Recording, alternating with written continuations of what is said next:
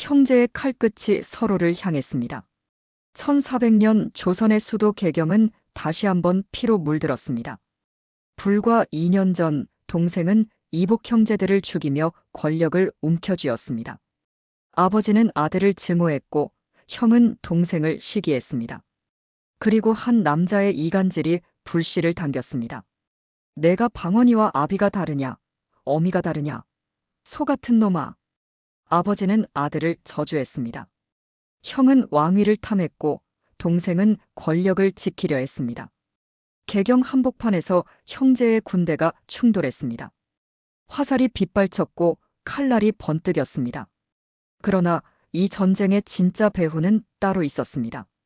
백발의 아버지가 자식을 제거하기 위해 또 다른 자식을 이용하려 했다는 충격적인 진실.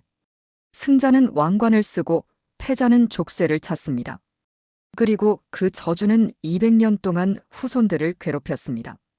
권력을 향한 욕망이 가족을 파멸시킨 비극, 지금부터 그 이야기가 시작됩니다. 1398년 8월 조선의 수도 한양은 피로 물들었습니다. 태조 이성계의 다섯째 아들 이방원이 일으킨 제1차 왕자의 난은 조선 건국불과 6년 만에 일어난 골육상쟁의 비극이었습니다. 그날 밤 정도전과 남은을 비롯한 개국 공신들이 이방원의 칼날 앞에 쓰러졌습니다. 그러나 더 참혹한 것은 이방원이 자신의 이복 동생들 신덕왕후 강씨의 아들인 이방번과 세자 이방성마저 제거했다는 사실이었습니다. 태조 이성계는 그날의 충격에서 벗어나지 못했습니다. 자신이 가장 사랑했던 강씨 소생의 두 아들이 한순간에 죽임을 당했습니다. 왕위를 물려주려 했던 어린 세자 방석의 시신을 마주한 태조의 심정은 말로 표현할 수 없었습니다. 그는 이방원을 증오했습니다. 조선 건국의 가장 큰 공을 세운 아들이었지만 이제 그는 자식의 목숨을 앗아간 원수나 다름없었습니다. 태조는 왕위를 버렸습니다. 더 이상 이 피로 얼룩진 왕좌에 앉아 있을 수 없었습니다. 둘째 아들 이방과가 왕위에 올랐습니다. 그가 바로 제2대 왕정종입니다. 그러나 모두가 알고 있었습니다. 진짜 권력은 이방원의 손에 있다는 것을. 제1차 왕자의 난을 통해 이방원은 자신을 견제하던 모든 세력을 제거했습니다. 정도전과 그의 일파는 사라졌고 왕위를 위협할 수 있는 이복 동생들도 제거되었습니다. 이제 남은 것은 시간 문제였습니다. 정종에게는 적자가 없었고 다음 왕위는 동생들 중 누군가에게 돌아갈 것이 분명했습니다. 그 사실을 가장 잘 알고 있던 사람이 있었습니다. 바로 태조의 넷째 아들 이방간이었습니다. 그는 이방원의 바로 위 형이었습니다. 신의왕 후 한씨 소생 6아들 중 맏형 이방원은 일찍 세상을 떠났고 둘째 형 이방관은 이미 왕위에 올라 있었으며 셋째 형 이방인은 권력에 관심이 없었습니다. 그렇다면 자신이 왕위를 계승하는 것이 당연한 순서가 아니겠습니까? 이방관은 야심이 있었습니다. 그러나 그에게는 치명적인 약점이 있었습니다. 능력이 부족했던 것입니다. 큰형 이방원은 전주 이씨 가문의 장손으로서 명망이 있었고 둘째 형 이방관은 아버지 이성계가 현역 장군이었을 때 전장에서 함께하며 군사적 경험을 쌓았습니다. 셋째 형 이방인은 온화하고 신중한 성품으로 존경을 받았으며 다섯째 동생 이방원은 과거 급제자로서 뛰어난 지략과 정치력을 갖추고 있었습니다. 그러나 넷째인 이방관은 특별히 내세울 것이 없었습니다. 동북면에서 사병들을 이끌며 힘을 과시하는 것 외에는 별다른 재주가 없었습니다.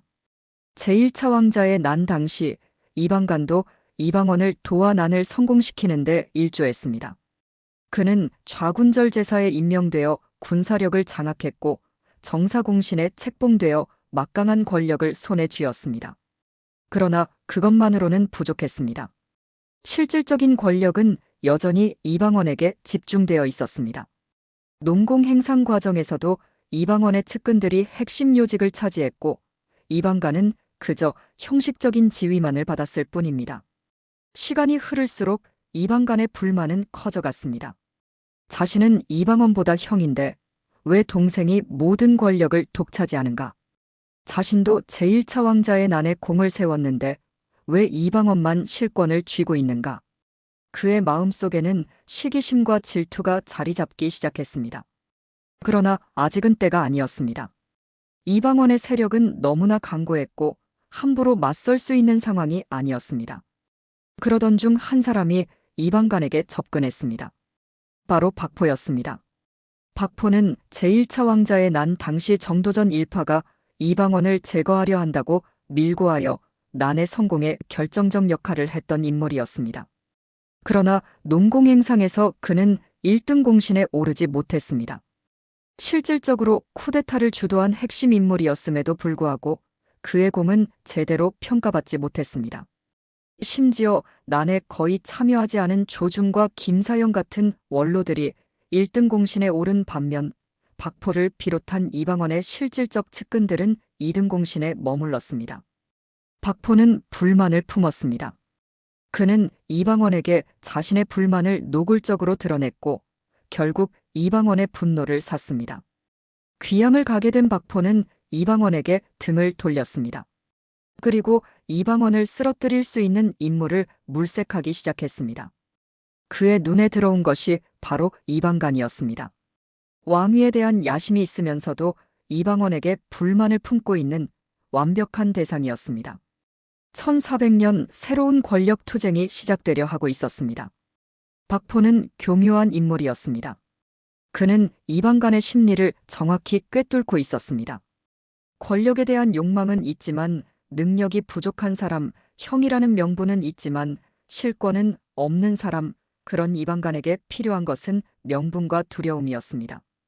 박포는 이방간의 집을 찾아갔습니다. 그리고 조심스럽게 말을 꺼냈습니다. 정한공께서 공을 보시는 눈초리가 예사롭지 않습니다. 박포의 말에 이방간의 얼굴이 굳어졌습니다. 박포는 계속 말을 이어갔습니다. 반드시 장차 변이 일어날 것입니다. 공께서는 마땅히 선수를 쓰셔야 합니다. 박포의 말은 이방간의 마음속 깊은 곳에 잠들어 있던 불안을 깨웠습니다. 그렇습니다. 이방원은 이미 이복 동생들을 제거하지 않았습니까? 권력을 위해서라면 혈육도 가리지 않는 냉혹한 사람이 아니었습니까? 그렇다면 자신도 언젠가 제거 대상이 될 수 있다는 두려움이 이방간을 사로잡았습니다. 이방간은 결심했습니다. 당하기 전에 먼저 움직이겠다고. 그는 은밀히 사병을 모으기 시작했습니다. 좌군절 제사로서 군사력을 장악하고 있던 그에게는 그것이 가능했습니다. 처조카인 이래와 민원공, 기사 이성기 등이 이방간을 부추겼습니다. 그들은 이방간에게 말했습니다. 형님께서 왕위에 오르시는 것이 정당한 순서라고, 이방원은 동생 주제의 권력을 독차지하고 있다고. 그러나 이방간의 계획은 비밀로 남지 못했습니다. 처조카 이래가 마음을 바꾼 것입니다. 그는 자신의 스승인 우연보를 찾아가 이방간이 거사를 계획하고 있다고 알렸습니다. 우연보는 즉시 자신의 제자인 이방원에게 이 사실을 전했습니다. 이방원은 침착하게 대비했습니다. 그는 이미 수많은 정치적 위기를 헤쳐온 노련한 정치가였습니다. 형의 반란 시도를 미리 알게 된 그는 자신의 군사들을 소집하고 준비를 갖추었습니다.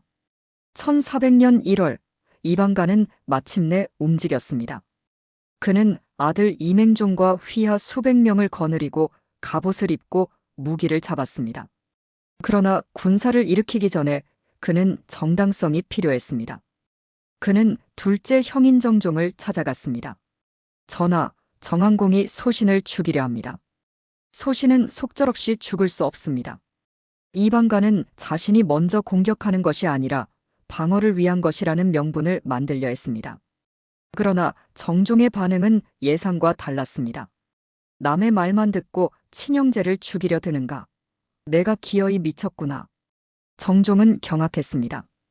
제1차 왕자의 난으로 이미 한 번 왕실이 피로 물든 것을 목격한 그였습니다. 그 비극을 다시 반복할 수는 없었습니다. 더욱이 이번에는 같은 어머니에게서 태어난 동복 형제끼리의 싸움이었습니다. 정종은 이방간에게 호통쳤습니다. 목숨만은 살려줄 터이니 당장 군을 해산하고 홀몸으로 궁으로 들어와 빌어라. 그러나 이방가는 이미 돌아갈 수 없는 강을 건넌 상태였습니다. 그는 아버지인 태상왕 이성계를 찾아갔습니다. 이성계라면 자신을 도와줄 것이라 믿었습니다. 아버지는 이방원을 증오하지 않았습니까? 이방원 때문에 사랑하는 두 아들을 잃지 않았습니까? 이방가는 사람을 시켜 이성계에게 아뢰었습니다. 정한이 장차신을 해치려 하니 신이 속절없이 죽을 수는 없습니다. 그러므로 군사를 일으켜 응변합니다. 이성계의 반응은 이방간의 기대를 완전히 배신했습니다. 태상왕은 크게 노했습니다. 내가 정한과 아비가 다르냐? 어미가 다르냐? 저 소 같은 위인이 어찌 이 지경에 이르렀는가? 이성계가 이방간을 소에 비유한 것은 그가 얼마나 어리석은지를 보여주는 표현이었습니다. 이성계는 이방원을 증오했습니다. 그것은 사실이었습니다. 그러나 그렇다고 해서 이방간의 반란을 지지할 수는 없었습니다. 이방간 역시 제1차 왕자의 난에 적극 가담하여 자신을 배신한 아들이 아니었습니까? 더욱이 이성계는 알고 있었습니다. 이방간이 이방원을 이길 그릇이 되지 못한다는 것을. 능력도 준비도 인망도 모두 부족한 이방간이 이방원을 상대로 승산이 있을 리 없었습니다. 아버지와 형 모두에게 거부당한 이방간의 마음은 혼란스러웠습니다. 그러나 이미 군사를 일으킨 이상 물러설 수 없었습니다. 태상전을 지나던 이방간은 결국 군사를 이끌고 개경거리로 나섰습니다. 이방원 역시 군사를 동원했습니다. 두 형제의 군대가 개경 선주교에서 대치했습니다. 한낮의 개경시가지에서 형제의 군대가 마주섰습니다. 조선 건국 8년 만에 또다시 왕실이 피를 흘리게 될 순간이었습니다. 이방간은 자신의 군사들에게 명령을 내렸습니다. 보졸 40명을 마정동에, 기병 20명을 전목동구에 배치했습니다. 전투가 시작되려 하고 있었습니다. 개경의 거리에 칼날이 번뜩였습니다. 형제의 군대가 충돌하는 순간 조선의 하늘은 다시 한번 어두워졌습니다. 이방간의 군대는 사조지에 진을 치고 있었습니다. 그들은 전략적 요충지를 선점하여 이방원의 군대를 맞이하려 했습니다. 그러나 이방원은 이미 모든 것을 계산하고 있었습니다. 전투가 시작되자 화살이 빗발쳤습니다. 이방원의 휘하 장수 모기내가 선봉에 섰습니다. 그는 용맹한 장수로서 이방원의 신임이 두터운 인물이었습니다. 그러나 이방간 군의 화살 공격은 예상보다 거셌습니다. 모기내의 얼굴에 화살이 꽂혔습니다. 피가 흘렀지만 그는 물러서지 않았습니다. 또 다른 장수 김법생도 화살을 맞았습니다. 그는 그 자리에서 쓰러져 전사했습니다. 이방원 군에서 첫 전사자가 나왔습니다. 전투는 생각보다 치열했습니다. 이방간의 군사들도 필사적으로 싸웠습니다. 그들은 이미 돌아갈 수 없다는 것을 알고 있었습니다. 반역의 죄로 고발된 이상 승리하지 못하면 죽음뿐이었습니다. 개경의 한낮거리는 아비규환의 전장이 되었습니다. 백성들은 공포에 떨며 집안에 숨었고 거리에는 군사들의 함성과 비명만이 울려 퍼졌습니다. 이방원은 침착했습니다. 그는 즉시 하륜을 불렀습니다. 하륜은 이방원의 가장 충실한 참모였습니다. 이방원은 하륜에게 교서를 짓게 하여 군전으로 보냈습니다. 그 교서에는 이방간의 반역을 규탄하고 이방원의 정당성을 알리는 내용이 담겨 있었습니다. 이것은 단순한 전투가 아니라 정치적 명분 싸움이기도 했습니다. 이방원은 본격적으로 반격에 나섰습니다. 상당 후 이저와 이화, 의령군 이맹종 등 그의 휘하 정예 장수들이 모두 전장에 투입되었습니다. 이들은 이미 수많은 전투를 경험한 노련한 장수들이었습니다. 제1차 왕자의 난 당시에도 이방원을 도와 승리를 이끌어낸 인물들이었습니다. 그들의 군사적 역량은 이방간의 군대를 압도했습니다. 이방간의 조카이자 핵심 장수였던 이성기가 전면에 나섰습니다. 그는 이방간 군의 가장 용맹한 전사 중 한 명이었습니다. 그러나 그의 앞에 이숙번이 나타났습니다. 이숙번은 이방원의 최측근이자 제1차 왕자의 난을 실질적으로 주도했던 인물이었습니다. 그의 활솜씨는 조선에서 5손가락 안에 꼽혔습니다. 이숙번이 활시위를 당겼습니다. 화살이 날아가 이성기의 가슴을 관통했습니다. 이방간 군의 핵심 전력이 쓰러지는 순간이었습니다. 이성기의 죽음은 이방간 군의 사기를 크게 떨어뜨렸습니다. 설상가상으로 서익, 마천목, 이유 등 이방원의 맹장들이 선봉에 서서 이방간의 군사를 맹렬히 추격하기 시작했습니다. 전세는 급격히 기울었습니다. 이방간의 군사들은 조직적인 저항을 포기하고 흩어지기 시작했습니다. 숫자에서도 전투 경험에서도 지휘 능력에서도 이방원 군이 압도적으로 우세했습니다. 이방간은 패배를 직감했습니다. 그의 군대는 완전히 무너지고 있었습니다. 이방간은 말을 타고 도주했습니다. 묘련 북동 방향으로 필사적으로 달렸습니다. 그의 머릿속에는 온갖 생각이 스쳐갔습니다. 아버지도 형도 심지어 자신의 처조카마저 자신을 배신했습니다. 박포의 말을 믿었던 자신이 어리석었습니다. 왕위에 대한 욕심이 이런 파멸을 불러왔습니다. 그러나 도망칠 곳은 없었습니다. 이방원의 추격대가 그를 뒤쫓았습니다. 속은 고신부, 이광득, 권희달이 이방간을 추격했습니다. 탄현문 근처에서 마침내 이방간은 포위되었습니다. 더 이상 갈 곳이 없었습니다. 이방간은 말에서 내려 무릎을 꿇었습니다. 항복하겠습니다. 태조 이성계의 넷째 아들 회안대군 이방간의 반란은 그렇게 끝이 났습니다. 해가 지기 전에 모든 것이 결정되었습니다. 개경거리에는 시신들이 널려 있었고 피가 강물처럼 흘렀습니다. 조선 건국 이후 두 번째 왕자의 난이 막을 내린 것입니다. 이방간은 결박당한 채 이방원 앞으로 끌려왔습니다. 형과 동생이 마주보는 순간이었습니다. 이방원의 얼굴에는 어떤 감정도 드러나지 않았습니다. 승리의 기쁨도 형제를 무너뜨린 슬픔도 보이지 않았습니다. 그저 차가운 정치가의 얼굴만이 있었습니다. 이방간은 고개를 들지 못했습니다. 아버지와 형이 모두 자신을 미친놈이라 불렀던 그 말들이 귓가에 맴돌았습니다. 자신의 능력으로는 죽었다 깨어나도 이방원을 이길 수 없다던 주변 사람들의 냉소가 떠올랐습니다. 그들이 옳았습니다. 자신은 왕이 될 그릇이 아니었습니다. 형이라는 명분만 믿고 무모하게 군사를 일으킨 자신이 어리석었습니다. 박포도 체포되었습니다. 그는 이 모든 비극의 시작이었습니다. 제1차 왕자의 난에서 공을 세우고도 제대로 대우받지 못했다는 불만으로 형제를 이간질한 인물이었습니다. 그의 개인적인 원한이 왕실의 또 다른 비극을 만들어낸 것입니다. 밤이 되었습니다.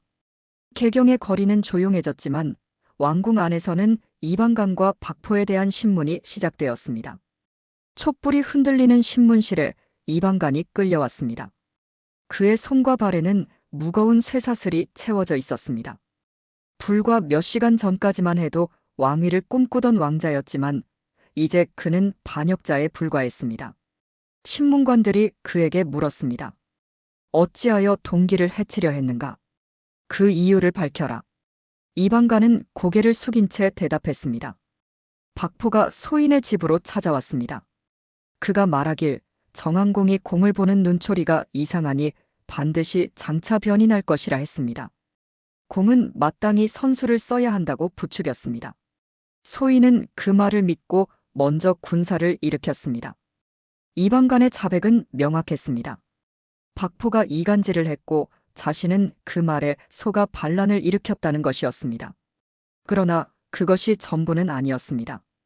박포의 말이 아니었다 해도 이방간의 마음속에는 이미 왕위에 대한 욕망이 자리 잡고 있었습니다. 박포는 단지 불씨를 댕긴 것뿐이었습니다. 이어서 박포에 대한 신문이 시작되었습니다. 박포는 처음에는 발뺌하려 했습니다. 그러나 이방간의 자백과 여러 증인들의 증언 앞에서 더 이상 부인할 수 없었습니다. 결국 박포도 입을 열었습니다. 소인은 제1차 왕자의 난에서 공을 세웠습니다. 정도전 일파가 정항공을 제거하려 한다는 것을 밀고 하여 난을 성공시키는데 결정적 역할을 했습니다. 그러나 농공행상에서 소인은 1등 공신에 오르지 못했습니다.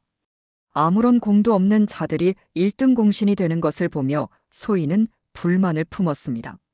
그래서 외방으로 보내졌고 그 억울함을 풀고자 했습니다. 박포의 자백은 그의 개인적 원한이 얼마나 깊었는지를 보여주었습니다. 그는 이방원에게 인정받지 못한 것에 대한 분노로 왕실 전체를 위기에 빠뜨린 것이었습니다. 신문관들은 박포의 죄상을 정리했습니다.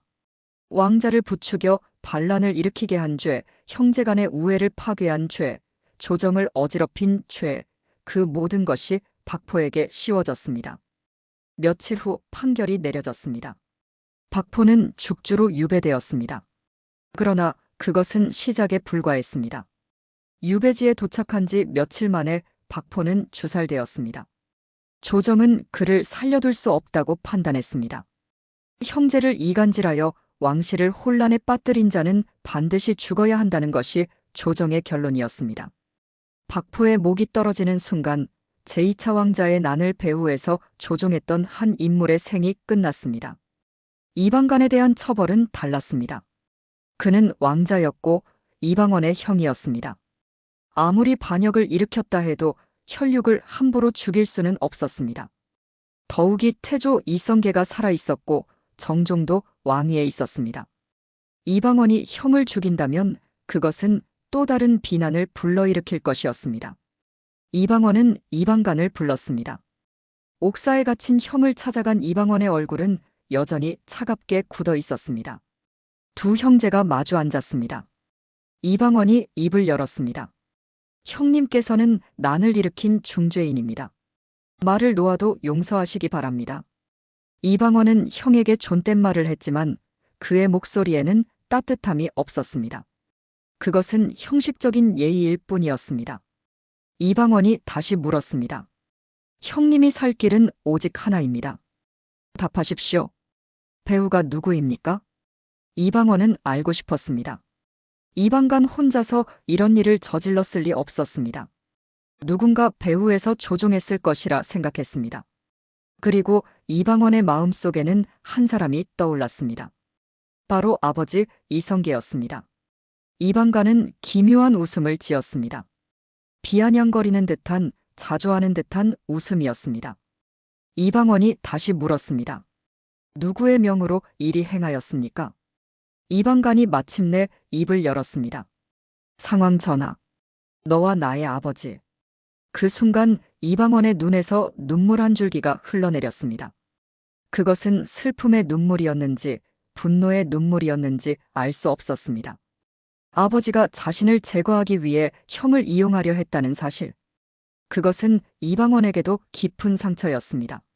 제1차 왕자의 난 이후 아버지와의 관계는 이미 돌이킬 수 없이 틀어져 있었지만 그래도 이방원은 아버지를 아버지로 생각하고 있었습니다. 이방원은 눈물을 닦으며 말했습니다. 사헌부 장령은 적었습니까?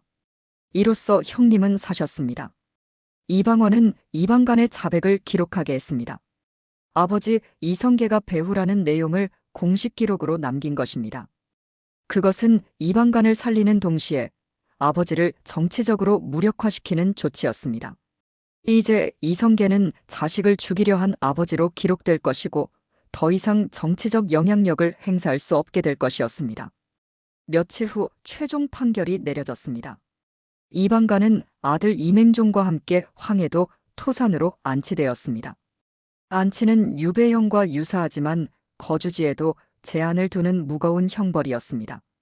이방간은 왕족의 신분을 박탈당했습니다. 더 이상 왕자가 아니었습니다. 그는 폐서인이 되었습니다. 이방간이 개경을 떠나는 날 하늘은 흐렸습니다. 쇠사슬에 묶인 채 수레에 실려가는 이방간의 뒷모습은 쓸쓸했습니다. 한때 왕위를 꿈꾸었던 왕자는 이제 유배지로 향하는 죄인이 되었습니다. 제2차 왕자의 난이 끝나고 개경은 다시 평온을 찾았습니다. 그러나 그것은 표면적인 평화일 뿐이었습니다. 왕실 내부의 상처는 깊고 아물지 않았습니다. 이방원은 이제 명실상부한 권력자가 되었습니다. 그를 견제할 수 있는 세력은 모두 사라졌습니다. 정도전과 그의 일파는 제1차 왕자의 난에서 제거되었고 이복 동생들도 모두 사라졌으며 이제 동복 형제 중에서도 자신에게 도전할 자는 없었습니다. 난이 평정된 지 한 달 뒤인 1400년 2월 이방원의 측근이자 충실한 참모인 하륜이 정종에게 상소를 올렸습니다. 그 내용은 명확했습니다. 이방원을 왕세자로 책봉하라는 것이었습니다. 정종에게는 적자가 없었고 다음 왕위 계승자는 동생들 중에서 나와야 했습니다. 셋째 이방인은 왕위의 뜻이 없었고 넷째 이방가는 유배를 갔으며 여섯째 이방녀는 너무 어렸습니다. 이제 선택지는 하나뿐이었습니다. 정종은 하륜의 상소를 받아들였습니다. 그러나 그것은 정종의 의지라기보다는 어쩔 수 없는 선택이었습니다. 정종은 형식적인 왕이었습니다. 제1차 왕자의 난 이후 이방원의 손에 의해 왕위에 올려진 그는 처음부터 실권이 없었습니다. 그는 이방원의 그림자였고 왕좌를 잠시 지키고 있는 자리지기에 불과했습니다. 정종은 태상왕 이성계를 찾아가 허락을 구했습니다. 이성계는 깊은 한숨을 내쉬었습니다. 자신이 가장 사랑했던 아들들을 죽인 이방원, 그가 이제 왕위에 오른다는 것을 인정해야 했습니다. 이성계는 이방관을 이용해 이방원을 제거하려 했지만 실패했습니다. 이제 더 이상 방법이 없었습니다. 이성계는 고개를 끄덕였습니다. 그것은 승인이 아니라 포기였습니다. 1400년 2월 1일 이방원은 왕세자로 책봉되었습니다. 개경 궁궐에서 성대한 의식이 거행되었습니다. 신하들이 이방원에게 절을 올렸습니다. 그는 이제 명실상부한 왕위 계승자가 되었습니다. 그러나 이방원의 얼굴에는 기쁨이 보이지 않았습니다. 그는 이 자리에 오르기 위해 너무 많은 것을 잃었습니다. 이복 동생들의 목숨, 아버지의 사랑, 형제간의 우애, 그 모든 것을 대가로 치렀습니다. 그해 11월 정종은 이방원에게 왕위를 물려주었습니다. 1400년 11월 13일 이방원은 마침내 조선의 제3대 왕으로 즉위했습니다. 그가 바로 태종입니다. 제1차 왕자의 난을 일으킨 지 2년, 제2차 왕자의 난을 진압한 지 10개월 만의 일이었습니다. 이방원은 마침내 자신이 원하던 왕좌에 앉았습니다. 태종 이방원은 즉위 후 강력한 왕권 강화 정책을 추진했습니다.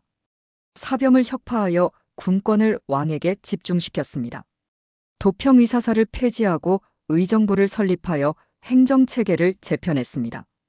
승정원을 따로 두어 왕명의 출납을 관장하게 했습니다.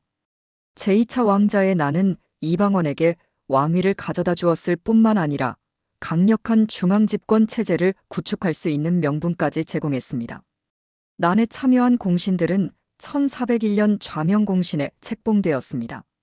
하륜을 비롯한 이방원의 측근들이 조정의 핵심으로 자리 잡았습니다. 새로운 권력 구조가 완성되었습니다. 조선은 태종의 시대로 접어들었습니다. 그러나 한편에서는 비극이 계속되고 있었습니다. 토산으로 유배간 이방가는 그곳에서 고통스러운 나날을 보냈습니다. 왕자에서 죄인으로 전락한 그의 삶은 비참했습니다. 그는 자신의 어리석음을 후회했습니다. 왕위에 대한 욕심이, 박포의 이간질에 속은 어리석음이, 자신의 능력을 과대평가한 오만함이 이 모든 비극을 불러왔습니다. 이방가는 21년 동안 유배 생활을 했습니다. 그 긴 세월 동안 그는 자신의 과오를 되새겼습니다. 아버지와 형의 말이 옳았습니다. 자신은 이방원을 이길 그릇이 아니었습니다. 명분만 있다고 해서 권력을 쥘 수 있는 것이 아니었습니다. 능력과 준비, 인망이 모두 갖춰져야 했습니다. 그러나 그 깨달음은 이미 너무 늦었습니다. 1421년 세종 3년에 이방가는 유배지에서 생을 마감했습니다. 그의 나이는 대략 60세 전후였을 것으로 추정됩니다. 한때 조선의 왕자였던 그는 죄인의 신분으로 쓸쓸히 세상을 떠났습니다. 그의 장례는 초라했습니다. 왕족의 예우는 없었습니다. 그는 폐서인으로 죽었고 폐서인으로 묻혔습니다. 그러나 비극은 거기서 끝나지 않았습니다. 이방간의 후손들은 더 큰 고통을 겪어야 했습니다. 그들은 왕족의 지위를 완전히 박탈당했습니다. 종친들에게 주어지는 병역 면제와 세금 면제 같은 혜택은 전혀 없었습니다. 오히려 중종대에 이르러서는 군역까지 부과되었습니다. 왕족의 후손이 일반 백성처럼 군대에 끌려가고 노역을 해야 했습니다. 이방간의 후손들은 반발했습니다. 그들은 억울함을 호소했습니다. 선조 38년 그들은 조정에 청원을 올렸습니다. 박포가 조상을 꼬셔서 그런 것이지 조상은 본래 좋은 분이었다고 제발 종친부에 넣어달라고 애원했습니다. 선조는 그들의 호소에 마음이 움직였습니다. 선조 40년 선조는 회안공 후손들도 왕족으로 인정하라는 명을 내렸습니다. 그러나 1년 뒤 선조는 세상을 떠났고 광해군은 선조의 명을 무시했습니다. 이방간의 후손들은 포기하지 않았습니다. 인조 18년 그들은 다시 청원했습니다. 이번에는 부분적 성과를 거두어 군역은 면제받았지만 왕실 족보에는 오르지 못했습니다. 그리고 마침내 숙종대에 이르러 반란 이후 약 200년 만에 그들은 완전한 왕족 지위를 회복했습니다. 제2차 왕자의 난은 그렇게 막을 내렸습니다. 승자는 왕관을 얻었고 패자는 족쇄를 짊어졌습니다. 그리고 그 족쇄는 200년 동안 후손들의 목을 조였습니다. 권력을 향한 욕망이 얼마나 무서운 대가를 치르게 하는지 역사는 그렇게 기록하고 있습니다.